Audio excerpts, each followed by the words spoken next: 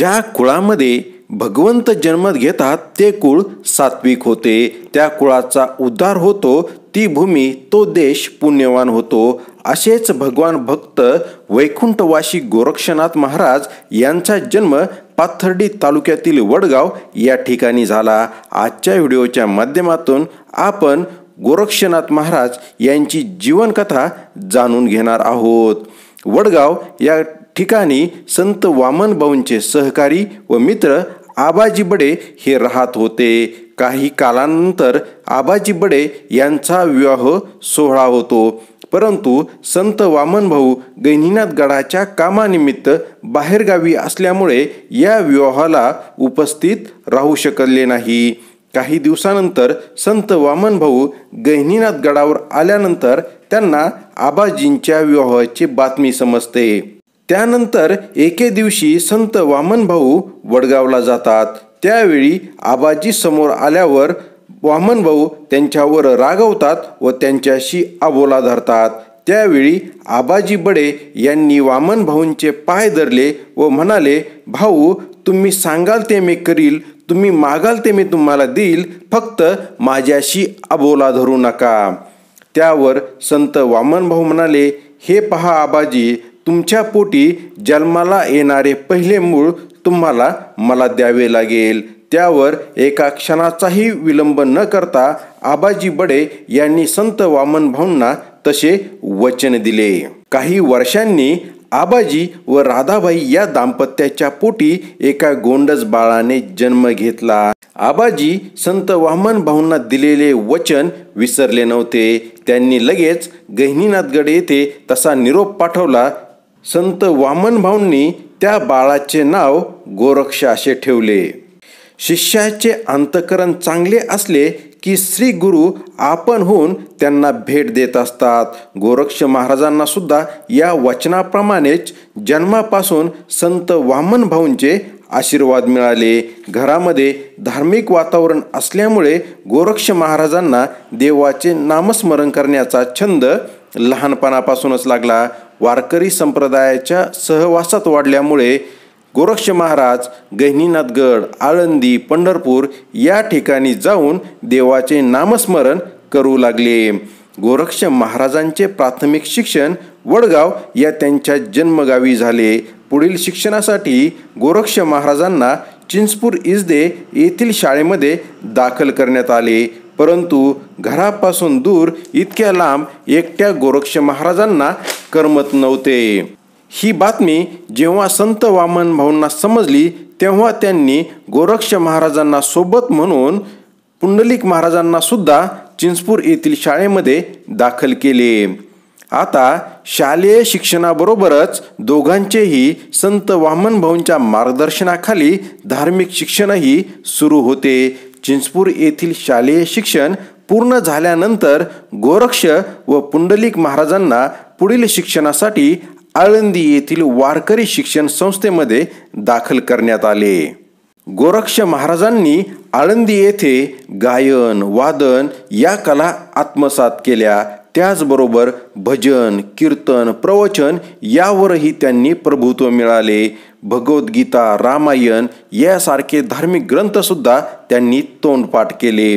गोरक्षनाथ महाराजांचा आवाज इतका गोड होता की त्यांनी अभंग म्हणायला सुरुवात केली की सर्वजण मंत्रमुग्ध होऊन ते अभंग ऐकत बसत. संत वामनभाऊ गोरक्ष महाराजांना कीर्तन करायला सांगायचे. गोरक्ष महाराजही अतिशय रसाळ व मधुरवाणीत कीर्तन करत असत. त्यांचे कीर्तन ऐकून वामनभाऊंना खूप आनंद व्हायचा व ते शाबासकी देऊन म्हणायचे, गोरक्षा, तू भविष्यामध्ये खूप मोठा कीर्तनकार होणार आहेस. आळंदी येथे परिपूर्ण धार्मिक शिक्षण घेतल्यानंतर संत वामनभाऊंनी गोरक्षनाथ महाराजांना गहिनीनाथगड येथे बोलावून घेतले. आता संत वामनभाऊंचेही खूप वय झाले होते. धावपळ, दगदग आता त्यांना सहन होत नव्हती. त्यामुळे संत वामनभाऊंच्या मार्गदर्शनाखाली गोरक्षनाथ महाराज आता गहिनीनाथगड येथे राहून कामकाज पाहू लागले. 24 जानेवारी 1976 रोजी संत वामन भाऊंनी या इहलोकीचा निरोप घेऊन पंचतत्वात विलीन झाले। त्यानंतर गोरक्षनाथ महाराजांची गहिनीनाथ गडाचे मठाधिपती म्हणून निवड करण्यात आली। संत वामन भाऊंनी दाखवलेल्या मार्गाने गोरक्ष महाराज गहिनीनाथ गडाचा कारभार करू लागले, गोरगरीब जनतेची सेवा करू लागले। संत वामन भाऊंनी दिलेल्या शिकवणीचा प्रचार व प्रसार करण्याचे काम जोमात सुरू झाले। संत वामन भाऊंनी सुरुवात केलेल्या गहिनीनाथगड मंदिराचे सभा मंडपाचे काम त्यांनी आणखी जोमाने पुढे चालू ठेवले। सभा मंडपाला असलेल्या 9 दरवाजे हे 9 प्रकारच्या भक्तीचे प्रतीक आहेत। आळंदी पंढरपूर येथे जमीन घेऊन भाविक भक्तांच्या राहण्याची सोय व्हावी म्हणून त्या ठिकाणी त्यांनी धर्मशाळा बांधल्या। त्याचबरोबर गडावरील मंदिराच्या प्रवेशद्वाराचे त्याचबरोबर शिखराचे कामही त्यांनी पूर्ण केले। काही दिवसांनी गहिनीनाथगड येथे संत वामन भाऊंच्या मूर्तीची प्राणप्रतिष्ठा केली।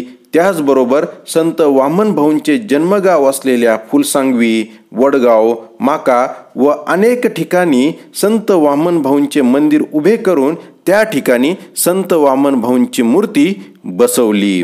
गोरक्षनाथ महाराजांच्या मार्गदर्शनाखाली गहिनीनाथ गडाचा विकास होत होता। गावोगावामध्ये अखंड हरिनाम सप्ताहाचे आयोजन करून त्यामधून लोकांना शिक्षणाचे महत्त्व पटवून देत होते। लोकांच्या अडीअडचणी सोडवण्यासाठी रात्रंदिवस मेहनत घेत होते। गहिनीनाथ गडावर येणाऱ्या प्रत्येक भाविकांशी प्रेमाने, आदराने व आपुलकीने त्यांची चौकशी करत असत। संत वामन भाऊंनी गोरक्षनाथ महाराजांवर जो विश्वास टाकला होता तो त्यांनी अगदी सार्थ ठरवला होता। गोरक्षनाथ महाराजांची मूर्ती लहान होती पण त्यांची कीर्ती अतिशय महान होती। संत वामन भाऊ व गोरक्ष महाराज या गुरु शिष्यांचा एक विलक्षण योगायोग आहे। संत वामन भाऊंनी आपले अखेरचे कीर्तन खोकरमो याच गावी केले। त्याच ठिकाणी संत गोरक्षनाथ महाराजांनीही आपले शेवटची कीर्तन सेवा याच गावामध्ये केली। शनिवार दिनांक 13 डिसेंबर 1997 रोजी दत्त जयंतीच्या दिवशी सकाळी 10:30 वाजता नगर येथील दीपक हॉस्पिटलमध्ये गोरक्षनाथ महाराजांनी आपला अखेरचा श्वास घेतला। आपली इहलोकीची यात्रा संपवून गोरक्ष महाराज पंचतत्वामध्ये विलीन झाले। सर्व भाविकांना दुःखाच्या सागरामध्ये लोटून वैकुंठवासी गोरक्षनाथ महाराज, गहिनीनाथ महाराज व दत्त दिगंबराच्या चरणी लीन झाले। धन्यवाद।